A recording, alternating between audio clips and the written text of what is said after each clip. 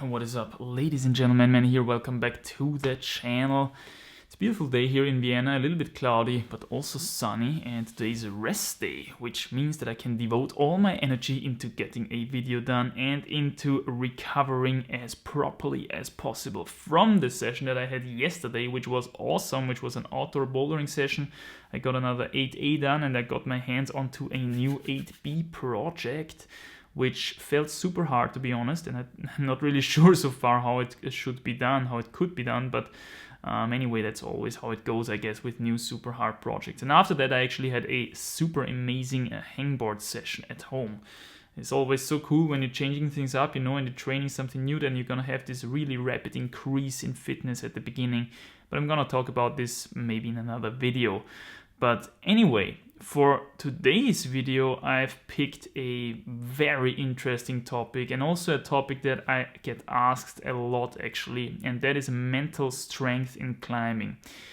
Very interesting, because mental strength is probably a very, very huge contributor to performance in climbing in general, okay? And we've got finger strength, we've got technique, flexibility and stuff, but then we've got also mental strength. Mental strength is a huge factor here. And for me personally, very interesting, because mental strength is something that seems to be one of my personal strengths actually when it comes to climbing. And I'm not saying this because I watched myself and analyzed myself and I thought, oh, I have so much mental strength, but throughout all the different people that I already climbed with outdoors, especially, they all said to some extent, wow, you must have really good mental strength to pull this off like that. Usually I can predict my ascents really accurately, and as soon as I have the feeling that I can get something done, it doesn't really take me a long time to actually get it done, okay? So my execution seems to be really good, at least compared to other people, So I suppose mental strength is one of my strengths. So this this makes a little bit of a problem, because mental strength is also one of these things that you only notice when you don't have it, really, okay?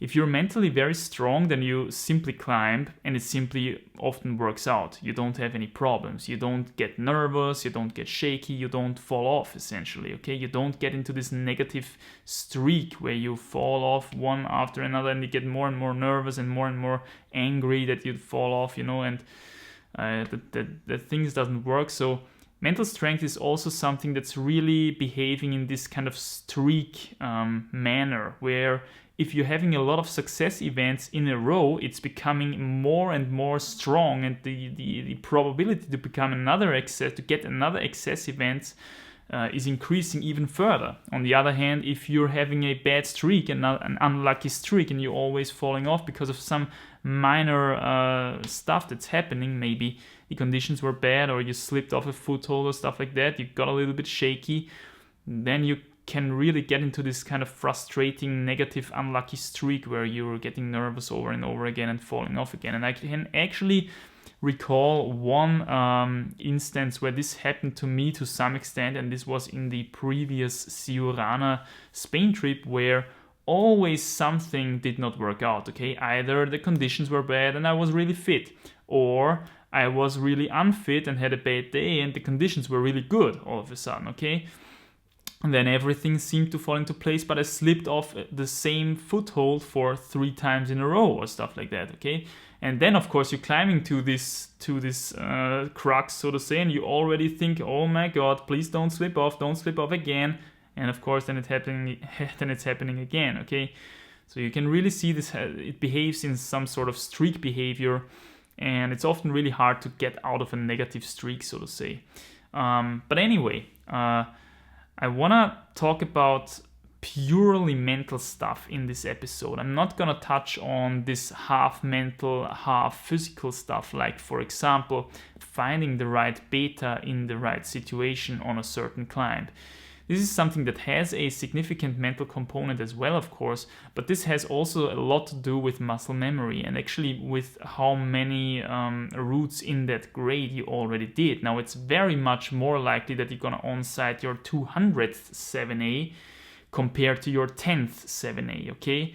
Not necessarily because you've gotten a lot stronger in the meantime physically, but also because you've gotten a lot more experience, okay, by doing all these routes, and also your muscle memory is going to be a lot better. It's going to be a lot more fine-tuned, and you're gonna have a lot more feeling for what's still acceptable for this grade, for 7A, and what's actually too hard and what's not possible, you know. So the probability that you're falling into the right beta and falling into the right place, the right climbing behavior, is much more likely on your 200th 7A compared to your 10th 7A. But this is not merely a purely mental thing, okay? It has also something to do with your muscle memory and stuff like that. So I do not consider really this a pure mental factor. When it comes to pure mental factors, though, I like to distinguish 3 main points here, and these I'm gonna talk about in this video now, and I'm also gonna try to get into a little bit of the details, you know, how you can maybe get better at these and how you can train these. Although, as I said, it's a bit hard for me to talk about this because I have the feeling that I'm already quite good when it comes to these points, and so it's hard to really, you know, emphasize here, or it's hard to be empathic with someone who does not have these points to begin with. Now anyway, let's start with fear of falling. I hate to pound this point up and down without being able to reference you to a proper video where you can see how a proper fall training works. I'm still having to do this. I made a video in the past showing some fall training, but it was not ideal, okay? I mean, when something is ideal, you know, it's not always ideal. I made the best out of it that I can, but essentially we did not have a really good belayer, and so this fall training was a little bit flawed, so to say, okay? But anyway, you want to get your fall training in if you have the feeling that fear of falling is still hindering you from giving 100% on the wall. Now, a proper fall training also includes unexpected falls, okay? You want to climb above your last quick draw, and you want to shock your climbing partner, okay? You want to shock your belayer. You want to test him. Is he attentive, okay? Can he catch a fall unexpectedly without you screaming down, hey man, I'm gonna fall now in a second. Are you ready? And then you fall. Well, no, of course, nothing's gonna happen there, but the beneficial learning effect from such a fall is not as great as if you would fall completely unexpectedly and he would catch you in a beautifully dynamic fashion despite that, okay, your belaying partner. So that's really important. If you get a new belaying partner, do it again. Proper fall training, okay? It's not gonna hurt anybody. It's even if you're 99% sure you don't have any fear of falling anymore, some proper falls do not hurt anybody, okay? If you're doing it in a safe and proper manner, of course, in the frame of a fall training, of a good fall training. Now, that's point number 1. Let's move on to point number 2, which I would call confidence in your abilities. Confidence in your abilities, that's a huge one, and that in the context of fear of failure and fear of success. Now, I'm sure you all know this when you're projecting some kind of problem, may it be a route or a boulder, and you actually already did all the separate moves, okay, of this problem. And you reach that threshold where you have the confidence that actually you could do this, okay? You could do this climb now. You're fit enough, you're light enough, the conditions are good enough. There's nothing in the way of sending it now. Still, for some people, it is a quite substantial hurdle, so to say, to actually get it done from this point, okay? From the point of being sure that you actually can do it to actually get it done, this can become a really big problem for some people, I've noticed. And you know what? Even if they reach this threshold when they are sure that they can get it done, for some people it even becomes harder to actually get it done, okay? Some people perform better out of the blue, so to say, when they don't really know if they can get it done and all of a sudden it just happens, okay, out of the nothing. For some people it's harder to perform when they are actually sure that they can get it done, okay? It makes them more nervous, it makes them more anxious, it makes them they get fear of success in a certain sense, okay? You could also call it fear of failure, but more accurate maybe would be to call it fear of success, because they actually know that they can get it done, but still they get nervous, and then they don't execute as properly, you know, they get shaky, and then of course this hinders their performance, and they fall off over and over again. Now, one tip that I would like to share, because this is actually something that I think is my main strength when it comes to mental strength in climbing. As soon as I'm sure that I can get something done, I have this kind of mindset that, oh, you know, it's actually already done. It's actually already done. It's already only a question of time until this stuff falls. And I don't have to have any pressure there anymore, okay? Because I just try it as soon as it falls, and I'm gonna be happy when it falls. And as I said previously, I'm pretty good when it comes to predicting my successes, okay? And I've climbed a lot of routes on camera already. You know this from the channel. I've got a lot of uncut ascents, a lot of boulder ascents as well, captured on camera. And part of the reason why I have so many recorded ascents is actually that I can predict my successes very, very well. Because, you know, it's pretty annoying when you have to put up the camera all the time for every try once, over and over again. I mean, for the very hard stuff, I did this as well, okay? But usually when it's somewhere in my, in my fitness range, so to say, I can predict my successes really well, and this is why I have so many uncut ascents on this video, because I project the route for some time, and then I say, okay, now I'm gonna climb it. I put up the camera, turn on the camera, climb it, and, you know, having this success event, this really predictable success event. And although putting up the camera increases the pressure even more, you know, because then you put up the camera and you have even more effort invested into this attempt, despite that, I'm with a pretty high probability always able to send that stuff if I do that. So one secret that I like to use in order to get over this fear of success, so to say, or this fear of failure, is already visualize yourself doing it, okay? If you're having this kind of crux sequence in your head and you're thinking about how you want to do it, visualize yourself climbing through it. Do not visualize yourself failing, okay? Even visualize yourself climbing through it with ease, okay? With ease, not even getting pumped, and everything just works out, you know, the clipping just perfectly, everything works out perfectly. And this is going to increase the chance of that this is going to actually happen a lot, okay?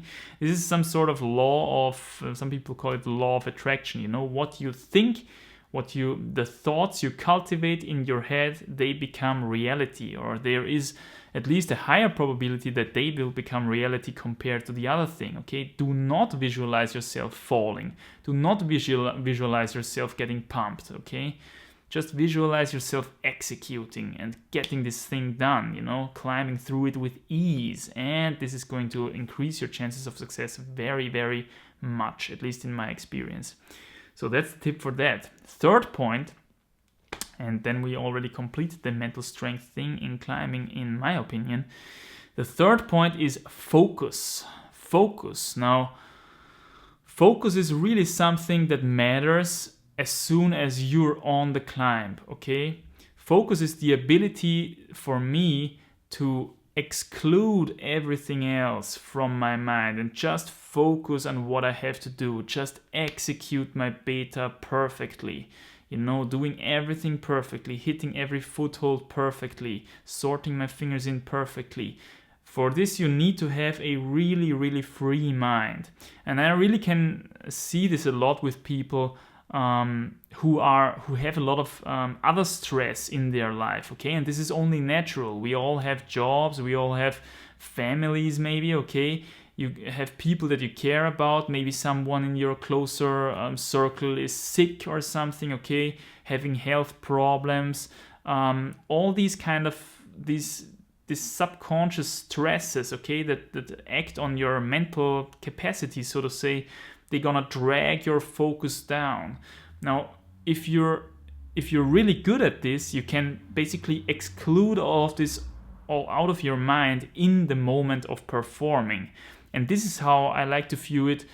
as well, climbing is a form of meditation, really, okay? Meditation is nothing else than basically freeing your mind of thoughts, freeing your mind of any unnecessary thoughts as much as possible. Now, when you're climbing, it's becoming even easier because you're not simply sitting on the ground and you have to think about nothing, okay? You actually have something to do, and that is climbing this route, executing that beta. Now, the more you're free in your mind, the less you think about all the other unnecessary stuff.